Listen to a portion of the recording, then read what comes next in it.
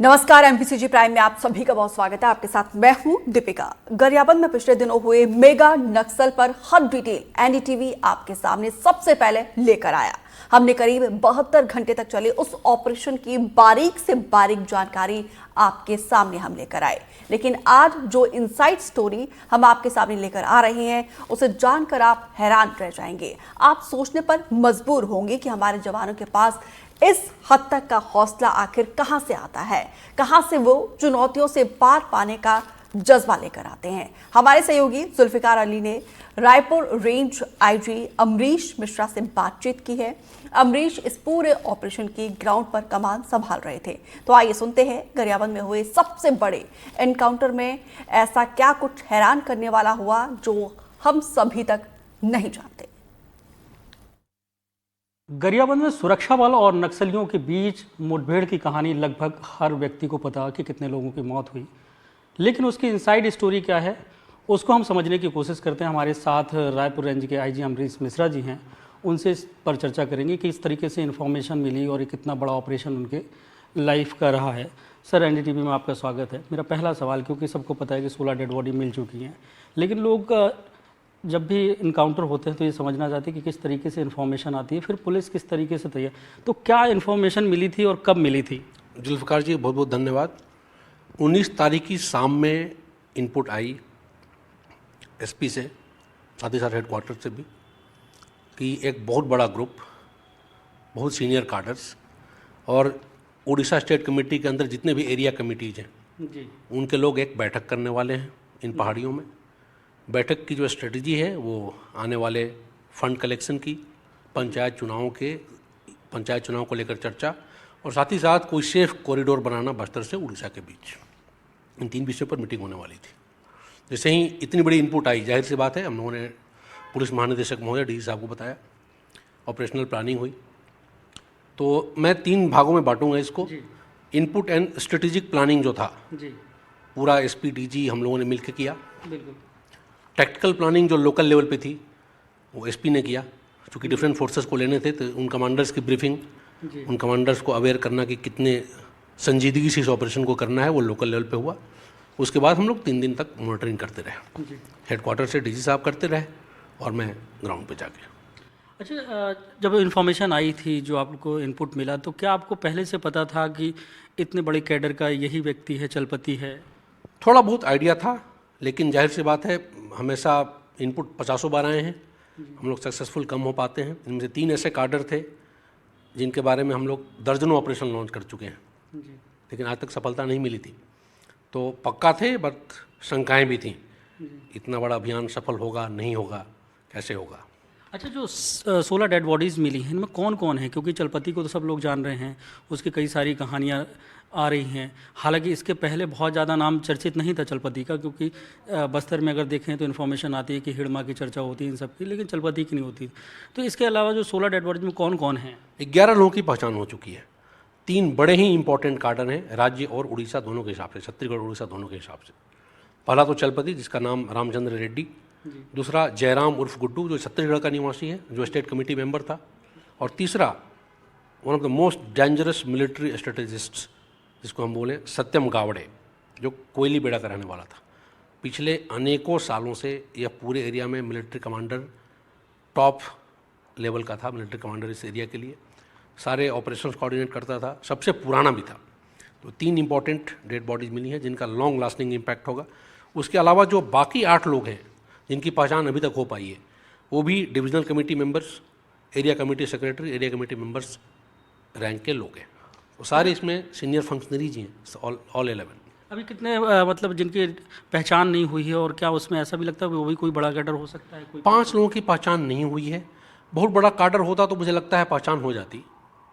जैसे 11 लोगों की पहचान हो गई जो मेंबर और सेक्रेटरी लेवल के लोग हैं, तो मुझे लगता है कि वो 5 भी फुट सोल्जर्स होंगे, गार्ड्स वगैरह होंगे, लेकिन कुछ कह नहीं सकते, देखते रहते हैं आगे। अच्छा, जो 3 नाम बताया, जैसे चलपति है, तो चलपति के बारे में किस तरीके के ऑपरेशन में वो रहता था, किस तरीके की स्ट्रेटजी, क्या वो फील्ड में भी किसी ऑपरेशन मतलब जो मुठभेड़ होती थी, जो ट्रैप करते थे सुरक्षा बलों को?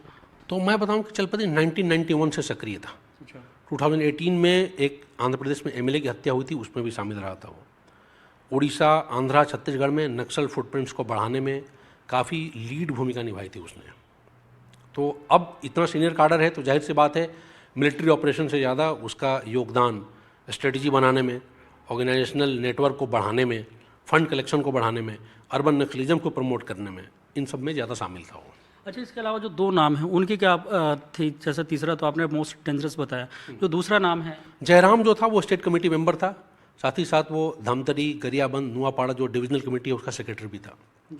काफ़ी एक्टिव था, लोकल फेस भी था, बहुत ज़्यादा कार्डर्स में उसको लेकर अट्रैक्शन भी था, उसके बोलने से लोग जुड़ते थे। सत्यम गावड़े जहाँ पे मोबिलाइजेशन करने में। बिल्कुल मोबिलाइजेशन करने में काफ़ी आगे रहता था वो। और जो सबसे कोयली बेड़ा का जो है गावड़े, वो कौन कौन से ऑपरेशन जिसको मतलब बड़े बड़े ऑपरेशन में कुल 25 उस पर अपराध दर्ज हैं, चाहे वो गांव इनकाउंटर रहा हो, बड़े बड़े 2-3 इनकाउंटर जो हैं उस एरिया में, उन सब में वो शामिल रहा है। तो ये तीनों की अगर मिला लें, क्योंकि सीसीएम मेंबर चलपति का तो 1 करोड़ से 2 एससीएम, 2 स्टेट कमेटी मेंबर हो गए।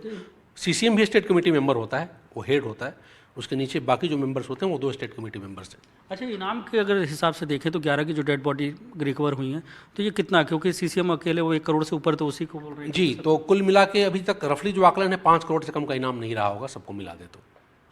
अच्छा, जब इनपुट मिली थी तो ये संख्या माओवादियों की कितनी थी, और क्या ये मीटिंग करने जा रहे थे कि या मीटिंग करने बैठ गए थे? 25 से 30 के बीच की इनपुट थी जी मीटिंग हो रही थी या हो चुकी थी। जी मीटिंग बचा हुआ नहीं था, क्योंकि इतने कार्डर लंबे समय तक रहते नहीं, 1 दिन से 1.5 दिन से थे वहाँ पे वो, तो मीटिंग संभवतः हो चुकी थी। इसके पहले कि वो डिस्पर्स होते हम लोगों ने घेर लिया और ये ऑपरेशन हुआ। अच्छा, ये एग्जैक्ट जगह जो है वो कहाँ से है और किस तरीके का टेरेन है और कहाँ कहाँ से फोर्स को वहाँ मैं टेरेन के बारे में लगातार बताते भी रहा हूँ और मन में सोच के उत्तेजना भी आती रहती है, रोमांच जिसको बोलें। काफ़ी डिफ़िकल्ट टेरेन है। गरियाबंद की पहाड़ियाँ बस्तर की सबसे मुश्किल पहाड़ियों में से एक हैं। स्टिफ क्लिफ जिसको बोलें, एकदम मतलब सीधी चढ़ाई।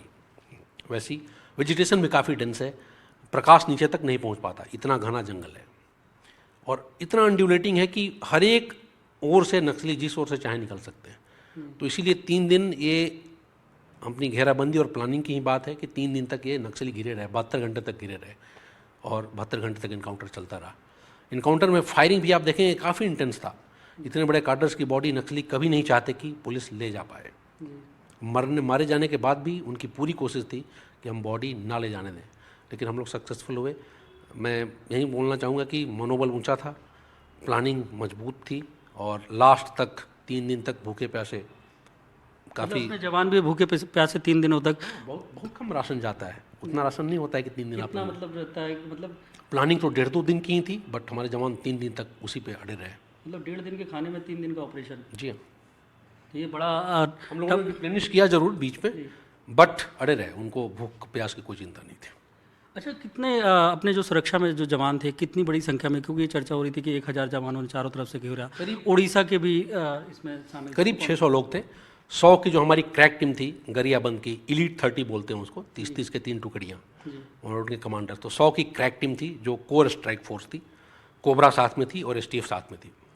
उन्होंने भी कोर स्ट्राइक का ही काम किया। असिस्टेंस के लिए उड़ीसा को इनवाइट किया गया था, क्योंकि उधर नक्सली ना भागें, क्योंकि उन्होंने कट ऑफ लगाया हुआ था। साथ ही साथ सीआरपीएफ के लोग भी कट ऑफ लगाए हुए थे।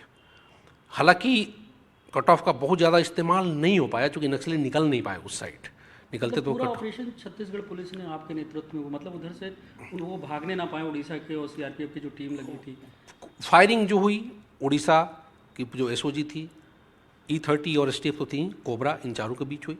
कट ऑफ में सीआरपीएफ वगैरह भी लगे हुए थे ताकि नक्सली ना जा पाएँ।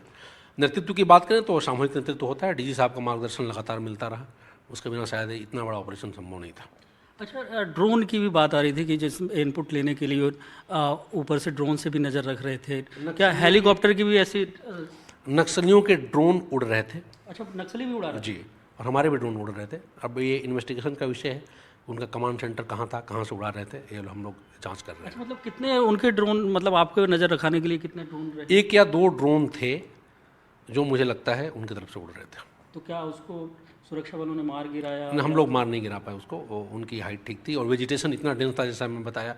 अगर आप फायरिंग करें भी ऊपर की ओर तो पेड़ों के बीच। कितने फीट की ऊंचाई पे, क्योंकि अमूमन तो 8,000 10,000 फीट की ऊंचाई पे भी मुझे लगता है कि 1-1.5 किलोमीटर पर उनका ड्रोन उड़ रहा था। एक, क्योंकि मुझे लगता है कि नक्सली जो ड्रोन उड़ा के सुरक्षा बलों के मूवमेंट पे अगर नज़र रख रहे हैं तो छत्तीसगढ़ का पहला मामला वो लोकलाइज्ड ड्रोन था मुझे लगता है।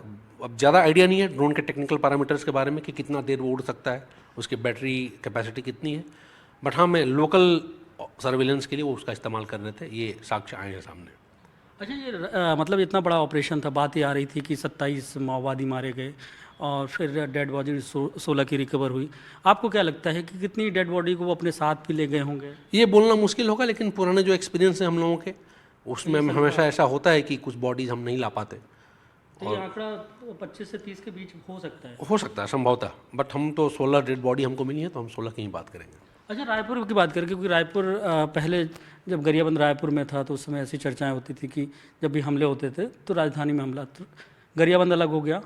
तो रायपुर रेंज में ये मुझे लगता है कि सबसे बड़ा ऑपरेशन है कि इसके पहले भी कुछ हुआ है? नहीं, रायपुर इनका जाहिर था सबसे बड़ा ऑपरेशन है। इतना बड़े स्केल का ऑपरेशन देश के कुछ बड़े ऑपरेशंस में से है, इसमें कोई डाउट नहीं है। रायपुर के लिए तो जाहिर सी बात है सबसे बड़ा ऑपरेशन है।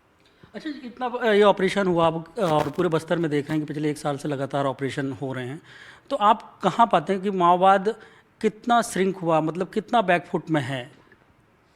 ये तो हम सब जान रहे हैं कि इस पे तो केंद्रीय गृह मंत्री हैं, हमारे राज्य के माननीय मुख्यमंत्री, माननीय उप मुख्यमंत्री, पुलिस महानिदेशक, सबने बार बार बोला ही है कि नक्सलवाद का जो डेडलाइन है नेक्स्ट ईयर मार्च 2026 उसकी तैयारी चल रही है। हम लोग लगातार लगे हुए हैं उसी गाइडेंस में और उसी। अच्छा ये जो रायपुर गरियाबंद का जो इनकाउंटर हुआ तो ये माने कि जितना बड़ा इनकाउंटर हुआ तो अब इस एरिया में जो इनका विस्तार करना चाह रहे थे या से पैसेज बनाना चाह रहे थे तो इस पे स्टॉप लग गया? मुझे लगता है बहुत बड़ा धक्का है। 1 CCM 2 SCM का मारा जाना जो एरिया को होल्ड किए हुए थे, काफ़ी समय लगेगा, शायद रिकवर ना कर पाए इस एरिया के लिए। तो इस तरीके के जो इनकाउंटर बस्तर में हो रहे हैं इससे क्या दूरगामी इम्पैक्ट देखते हैं, किस तरीके के प्रभाव पड़ेंगे? हालांकि आपने बताया केंद्रीय गृह मंत्री अमित शाह का भी दावा है कि मार्च 2026 तक, तो ये माने कि ताबूत की आखिरी कील ठोकने का काम आप लोग कर रहे हैं? हम लोग लगातार प्रयास कर रहे हैं। यहाँ तक पब्लिक में इम्पैक्ट है, इतने बड़े ऑपरेशन के बाद हम लोग अपील भी कर रहे हैं और उम्मीद भी कर रहे हैं कि ज़्यादा से ज़्यादा लोग सरेंडर करेंगे। जो लोकल लोग हैं, छत्तीसगढ़ के लोग हैं, इस क्षेत्र के लोग हैं, सरेंडर करें, उनका रिहेबिलिटेशन हो, मेन स्ट्रीम ज्वाइन करें वो, और विकास पहुंच सके सब जगह। जिस तरीके से इनकाउंटर हुए तो मुझे लगता है 300 के आसपास आंकड़ा पहुंच जा रहा है माओवादियों का। तो अब जो उनका कैडर है, जो निचले स्तर का कैडर है, तो वो सरेंडर करने की स्थिति में पहुंच रहा है? सरेंडर लगातार हो ही रहे हैं बस्तर में। हमारे यहाँ भी 3 सरेंडर हुए थे हाल में, इंपॉर्टेंट थे वो धमतरी में। तो और इस पर कोशिश की जाएगी कि लोग ज़्यादा से ज़्यादा सरेंडर करें। हम लोग ग्रामीणों के माध्यम से भी संदेश पहुँचाना चाह रहे हैं, इस बारे में प्रचार प्रसार भी किया जा रहा है कि सरेंडर ज़्यादा से ज़्यादा हो सके। तो मार्च का जो डेडलाइन है, आप लोग ऑपरेशन कर रहे हैं अलग अलग जगह से, कोऑर्डिनेशन भी हो रहा है। मेरा एक सवाल ये कि पहले भी ऑपरेशन होते थे, पहले ऑपरेशन में ये होता था कि एक ज़िले से दूसरे ज़िले का भी कोऑर्डिनेशन नहीं हो पाता था। अभी कुछ 1 सालों में क्या हुआ कि स्टेट भी कोऑर्डिनेट कर रहा है और जो लोकल की पुलिस है वो भी कोऑर्डिनेट कर पा रही है? मैं मानता हूँ शेयर्ड विजन, सब लोग इस बात पे एक शेयर्ड विजन है, सब लोग डिटरमिन्ड हैं इसको अचीव करना है। बहुत हो गया नक्सलवाद से खून खराबा, गांव में जो और ग्रामीण क्षेत्रों में जो स्थिति है, जो लोगों का जो शोषण हो रहा है नक्सलियों के द्वारा, लोग भी जागरूक हो रहे हैं। तो ये जो कॉम्बिनेशन है मुझे लगता है वो हेल्प कर रहा है हमें। अब जब माओवाद खत्म हो जाएगा तो आप कैसे देखते हैं, क्योंकि बस्तर को भी आपने देखा नज़दीक से, तो तस्वीर किस तरीके से बदलेगी आने वाले वक्त में? तस्वीर सुनहरी तस्वीर है, गोल्डन पिक्चर मैं यही बोलूँगा। डेवलपमेंट काफ़ी तेज़ी से हो रहा है। गरियाबंद धमतरी की ही बात करें, जगह जगह रोड बन रहे हैं, सरकार की जो कल्याणकारी योजनाएं हैं वो पहुंच रही हैं, बस्तर में भी पहुंच रही हैं। मैं तो खैर रायपुर रेंज के संदर्भ में ही बोलूँगा, काफ़ी चेंज हो रहा है। जो रायपुर रेंज के रूरल एरिया जो पहले हुआ करते थे, तो सुनहरी तस्वीर है, हम सबको उसका इंतज़ार करना चाहिए। बिल्कुल, छत्तीसगढ़ से बहुत जल्द माओवाद खत्म होगा, जैसा कि केंद्रीय गृह मंत्री अमित शाह का दावा है। अमरीश मिश्रा जी ने भी कहा कि जिस तरीके से मार्गदर्शन मिल रहा है, कोऑर्डिनेशन के साथ ऑपरेशन चल रहे हैं, तो माओवाद बैकफुट में है और जल्द माओवाद खत्म होगा और छत्तीसगढ़ की जो खूबसूरत तस्वीर है, खासकर बस्तर है, रायपुर से लगा हुआ गरियाबंद का इलाका है, तो इसकी सुनहरी तस्वीर आने वाले वक्त में उभर कर सामने आएगी। रायपुर से कैमरा पर्सन प्रवीण साहू के साथ जुल्फिकार अली, NDTV।